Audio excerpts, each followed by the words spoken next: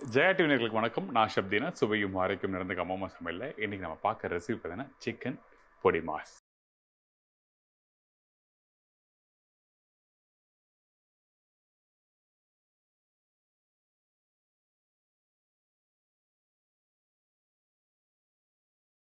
இந்த சிக்கன் பொடி மாஸ் பார்த்தீங்கன்னா இந்த வெங்காயம் கொஞ்சம் நம்மகிட்ட இருக்க மிளகாய்த்தூள், மல்லித்தூள், தனியாத்தூள், சிக்கன் மசாலா போட்டு இதில் கொஞ்சம் முட்டை போட்டு மிக்ஸ் பண்ணுவோம். இந்த ரெசிபி பார்த்தீங்கன்னா நீங்கள் வீட்டில் ரைஸோடு சாப்பிட்றது நல்லாயிருக்கும். அப்படி இல்லைன்னா நல்லா தண்ணி குழம்பு மாதிரி ஒரு எலும்பு குழம்பு நீங்கள் ரெடி பண்ணினா அப்போ அதோட தொட்டு சாப்பிட்றதும் தி பெஸ்ட்டாக இருக்கும். இல்லை எனக்கு வந்து ரைஸோடு சாப்பிட பிடிக்கலன்னா சப்பாத்தி, வீட்டில் தோசை, இட்லிக்கெலாம் வந்து தி பெஸ்ட்டான ஒரு சூப்பரான சைட் டிஷ். எப்பவுமே வந்து நம்ம வீட்டில் அந்த தொக்கும் ரெடி பண்ணுவில்ல, அதுக்கு மேலே இந்த மாதிரி ரெசிபி ட்ரை பண்ணி பாருங்கள். சுட சுட சாப்பிட்றதுக்கும் அந்தளவுக்கு பிரமாதமாக இருக்கும். இப்போ இந்த ரெசிபியை எப்படி பண்ணு சொல்லி நீங்கள் பார்த்துருங்க. அதுக்கு முன்னாடி தேவையான பொருட்கள் பாருங்கள். சிக்கன் பொடி மாஸ் தேவையான பொருட்கள்: சிக்கன் 1/4 கிலோ, முட்டை 2 நம்பர், சிக்கன் மசாலா 1 டீஸ்பூன், முழுகரம் மசாலா தாளிப்புக்கு தேவையான அளவு, மஞ்சத்தூள் சிறிதளவு, மல்லித்தூள் 3/4 டீஸ்பூன், மிளகாய்த்தூள் 1/2 டீஸ்பூன், பொடிசு நறுக்கிய வெங்காயம் 1 நம்பர், இஞ்சி பூண்டு பேஸ்ட் 1 டீஸ்பூன், கருவேப்பிலை தாளிப்புக்கு தேவையான அளவு, கொத்தமல்லி சிறிதளவு, உப்பு தேவையான அளவு, நல்லெண்ணெய் தாளிப்புக்கு தேவையான அளவு. இப்போது இந்த ரெசிபி தேவையான பொருட்கள்லாம் பார்த்துருப்பீங்க. பார்த்தீங்கன்னா இப்போ நம்ம வந்து நம்மக்கிட்ட இந்த பட்டை லவங்கெல்லாம் இருக்குது பார்த்தீங்களா, ஒன்று சும்மா ஒரு லைட்டாக போடுங்க. இந்த ஏலக்காய் 1 நம்பர் போதும், ஏன்னா அந்த வாசத்துக்காக மட்டும்தான் போடுறோம். இந்த ஏலக்காய் போடும்போது கையில் அப்படி லைட்டாக அப்படி உடச்சி போடுங்க. கூட கல்பாசி, லவங்கம் அப்படி இருந்தால் போட்டுக்கலாம். இதுக்கப்புறம் அந்த பொடிசை கப் பண்ணி வச்சுருக்க இந்த வெங்காயம், இதோட கொஞ்சமாக கருவேப்பிலை, இதெல்லாம் போட்ட பிறகு நம்ம என்ன பண்ணுறோன்னா அந்த வெங்காயத்தை லைட்டாக வதக்க ஆரம்பிக்கிறோம். இந்த வெங்காயம் ரஃப்பாக கட் பண்ணிக்கோங்க, ரொம்ப பொடிசாக கட் பண்ண அவசியம் இல்லை. ஒரு 20 to 30% லைட்டாக வதங்குற டைமில் அந்த இஞ்சி பூண்டு பேஸ்ட்டு, அதுக்கப்புறம் இந்த சிக்கன்லாம் எல்லாத்தையும் போட்டு பிரட்டி நம்ம போட்டுக்க போகிறோம். இந்த இடத்துல தக்காளி போடலாமாங்கன்னா தக்காளி வேண்டாம். தக்காளி போடும்போது என்னென்னா தண்ணி விட ஆரம்பிக்கும். ஏன்னா இந்த சிக்கன்லேயே வந்து அந்த மென்ஸ்லேயே வந்து குக் பண்ண தண்ணி விட ஆரம்பிக்கும். ஸோ அதனால் திருப்பி தக்காளி ஆட் பண்ணும்போது அப்போ அந்த ப்ராப்ளம் வரும். இல்லை எனக்கு கொஞ்சம் லைட்டாக புளிப்பாக இருந்தால் நல்லாயிருக்கும் அப்படின்னு வச்சுன்னா நீங்கள் எல்லாம் முடித்த பிறகு கடைசியாக அந்த ஒரு 80% வெந்து வர டைமில் அந்த தக்காளி லைட்டாக போட்டுக்கங்க, முட்டை போடுறதுக்கு முன்னாடி. அப்படி வேணால் போடலாம், அது ஆப்ஷனாக சொல்கிறேன். இதான் சரிங்களா. இப்போ இந்த லைட்டாக அந்த வெங்காயம் வதங்கி வருது. இதுக்கப்புறம் நம்ம என்ன பண்ணுறோன்னா இந்த அரைச்சி வச்சுருக்க இஞ்சி பூண்டு பேஸ்ட். நான் ஆல்வேஸ் இந்த மாதிரி ரெசிபி பண்ணும்போது பூண்டு அதிகமாக போடுவேன், அதுக்கப்புறம் தான் வந்து இஞ்சி வந்து கம்மியாக போடுவேன். ஒரு 7 மடங்கு பூண்டுனா 3 மடங்கு இஞ்சி. ஏன்னா அந்த பூண்டோட வாசனை ஹைலைட்டாக இருக்கணும். இஞ்சியோட காரம் அதிகமாகிடுச்சுன்னா சாப்பிட்டு முடிச்ச பிறகு இந்த நெஞ்சு எரிச்சல்லாம் அதிகமாக இருக்கும். ஸோ அந்த மாதிரிலாம் இருந்ததுன்னா அந்த எண்ணெயோடு சாப்பிடுவோம், அந்த ப்ராப்ளம் வரும். அதனால தான் நம்ம என்ன பண்ணுறோன்னா இதில் பூண்டு அதிகமாக போடுறோம். இப்போ இந்த வெங்காயம் இந்த இஞ்சி பூண்டு பேஸ்ட்டு நல்லா போட்டு பரட்டுறோம். போட்ட பிறகு இங்கே ரெடி பண்ணி வச்சுக்கலாம் இந்த சிக்கன் மின்ஸு. இந்த சிக்கன் வந்து போன்லெஸ் சிக்கன், அதாவது மார்பு பகுதி சிக்கன் எடுத்திருக்கேன், தோல் நல்லா எடுத்திருக்கேன். இதில் வந்து அந்த கொழுப்பும் இல்லை. இதுக்கப்புறம் அதை வாங்கிட்டு வந்து நீங்கள் கடையிலேயே கீமா மாதிரி பண்ணி வாங்கிடலாம். அப்படி இல்லைன்னா நீங்கள் வீட்டில் மிக்ஸி இருந்துன்னா மிக்சியில் இந்த மாதிரி லைட்டாக போட்டு பிளெண்ட் பண்ணிக்கலாம். அப்படி பண்ணும்போது உங்களுக்கு என்ன ஆகுனா இந்த மாதிரி நல்லா சாஃப்டாகிடும், தூள் ஆகிடும். வெந்த பிறகு உதிரியாக வர ஆரம்பிக்கும். இப்போ நம்ம என்ன பண்ணுறோம், அந்த வெங்காயம் அந்த இஞ்சி பூண்டு பேஸ்ட் போட்டோம்ல, அதோடு போட்டு இது நல்லா மிக்ஸ் பண்ணுங்க.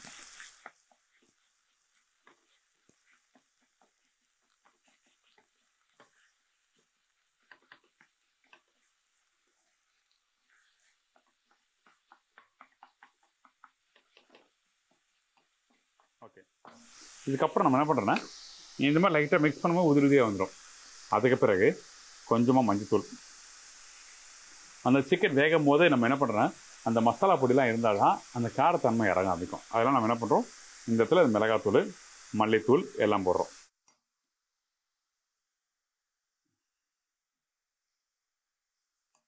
இதுக்கப்புறம் உப்பு தேவையான அளவுக்கு, கொஞ்சம் கொத்தமல்லியும் போட்டு இதை நம்ம நல்லா வதக்க ஆரம்பிக்கிறோம். இப்போ இந்த மசாலாவை இப்படி நல்லா மிக்ஸ் பண்ணுங்க. இந்த மாதிரி லைட்டாக வதங்கி வர டைமில் எண்ணெய் தேவைப்படும்.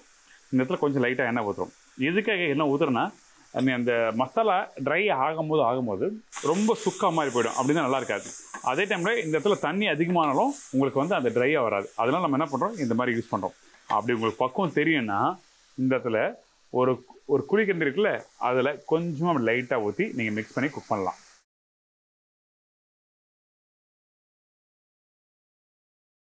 இப்போ இந்த மசாலா இதெல்லாம் உள்ளே போட்டிருக்கேன். இது நல்லா வேகட்டும். வெந்த பிறகு பார்த்தீங்கன்னா இதோட பக்கம் வேறு. முடிஞ்ச வரைக்கும் இந்த மசாலா போட்ட பேர் நம்ம என்ன பண்ணுறோன்னா அந்த சிக்கன் ஒன்றோட ஒன்று ஒட்டி இருக்கும். அந்த ஒட்டின சிக்கனை நம்ம என்ன பண்ணால் இப்படி லைட்டாக அப்படி கொந்துடும்.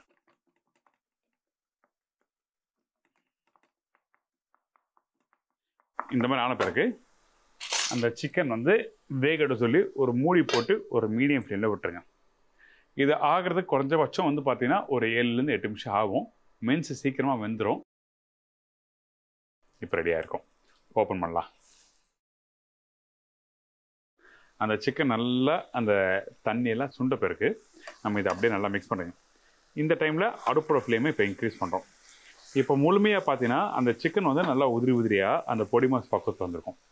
இப்போ இந்த இடத்துல இதில் உப்பு காரம் எல்லாமே இருக்கும். இருந்தாலும் இந்த இடத்துல அந்த சிக்கன் தனித்தனியாக இருக்குல்ல, அப்போ அந்த டைமில் இது எல்லாத்தையும் சேர்க்கறதுக்கு நம்ம என்ன பண்ணுறோன்னா இந்த இடத்துல இந்த முட்டையை சேர்க்க போகிறோம். முட்டை போடுறதுனால உங்களுக்கு எல்லாமே வந்து ஒன்றா சேர்ந்து வந்துடும். சாப்பிட்றதுக்கும் நல்லாயிருக்கும். இன்கேஸ் சூடு ஆறுனாலும் நீங்கள் இது சேர்த்து சாப்பிட்றதுக்கு ரொம்ப நல்லாயிருக்கும். ட்ரை பண்ணி பாருங்கள். அதனால தான் முட்டை சேர்க்குறேன். எல்லா விஷயம். இப்போ இந்த முட்டை போட்ட பிறகு திருப்பியும் கொஞ்சம் கொத்தமல்லி நல்லா தாராளமாக போடுங்க. கொத்தமல்லி கருவேப்பிலை நல்லா போட்டு இதில் நீங்கள் தேவைப்பட்டால் இந்த மட்டன் மசாலா இருக்குல்ல, அது கூட நீங்கள் யூஸ் பண்ணலாம். கொஞ்சம் இதெல்லாம் போட்ட பிறகு இப்போ அந்த சிக்கனோட இந்த முட்டையை போட்டு நல்லா பிரட்டுறோம். நல்லா மிக்ஸ் பண்ணுறேங்க. எடுத்த உடனே நல்லா மிக்ஸ் பண்ணுறேங்க. இல்லைனா ஒரு சைடு மிக்ஸ் ஆகிடும், ஒரு சைடு மிக்ஸ் ஆகாமல் இருந்தால் உங்களுக்கு சாப்பிடும்போது நல்லா இருக்காது. அதனால் நம்ம என்ன பண்ணுறோம், இதை அப்படியே நல்லா மிக்ஸ் பண்ணிவிட்டு நல்லா வேக விட்றோம். திருப்பியும் அந்த முட்டை வெந்த பிறகு இதை அப்படியே சுட சுட சுட சுட சாப்பிட்றதுக்கு தி பெஸ்ட்டாக இருக்கும் ரெசிபி. அதே டைமில் நீங்கள் வீட்டில் ட்ராவல் பண்ணி போகிறீங்க, எனக்கு ஒரு நான்வெஜ் தான் நான் சாப்பிடுவேன் எப்போவுமே அப்படின்னு வச்சுன்னா, இந்த சப்பாத்தி இருக்குல்ல, அந்த சப்பாத்தி ரோல் பண்ணலாம். அதான் காட்டி ரோல் சொல்லுவாங்க, ஃப்ராங்கி சொல்கிறாங்கல்ல, அந்த மாதிரி ரேப்புக்கு எல்லாத்துக்கும் வந்து பார்த்தீங்கன்னா இந்த மாதிரி ஸ்டஃபிங் வந்து வெரி குட், ரொம்ப நல்லாயிருக்கும். இது கூட க்ரன்ச்சியான வெஜிடபிள்ஸ் வச்சு, அதாவது ஆனியன் வந்து நல்லா க்ரன்ச்சியாக இருக்கும். ஆனியனை கட் பண்ணிட்டு ஃப்ரெஷ்ஷாக கட் பண்ணிட்டு உள்ள வச்சு ரேப் பண்ணி கொடுத்து நல்லாயிருக்கும். லெட்யூஸ் வச்சு ரேப் பண்ணால் ரொம்ப நல்லாயிருக்கும். அதேமாதிரி சாண்ட்விச்சுக்கும் நம்ம யூஸ் பண்ணலாம். ஸ்டஃபிங் உள்ளே வச்சு பண்ணுறதுக்கு பர்கருக்கு ரொம்ப நல்லாயிருக்கும். ஸோ அந்த பர்கர் நீங்கள் யூஸ் பண்ணால் இதில் உருளைக்கிழங்கு யூஸ் பண்ணணும். ஸோ இந்த மாதிரி தான் ஒரு சின்ன சின்ன வித்தியாசங்கள் இருக்கும். ட்ரை பண்ணி பாருங்கள். இப்போ இது ரெடி ஆகிடுச்சு. ரெடி ஆனதை இதை நம்ம என்ன பண்ணுறோன்னா இதை நல்லா மிக்ஸ் பண்ணிவிட்டு அதுக்கப்புறம் சர்வ் பண்ணுறேன். Simple, easy. ட்ரை பண்ணி பாருங்கள். வீட்டில் யாராவது விட மாட்டீங்க, அந்தளவுக்கு சூப்பராக இருக்கும். ஃபைனலாக கொத்தமல்லி போட்டு சுட சுட இந்த சிக்கன் பொடி மாஸ் சேர்த்து சர்வ் பண்ணுறேன்.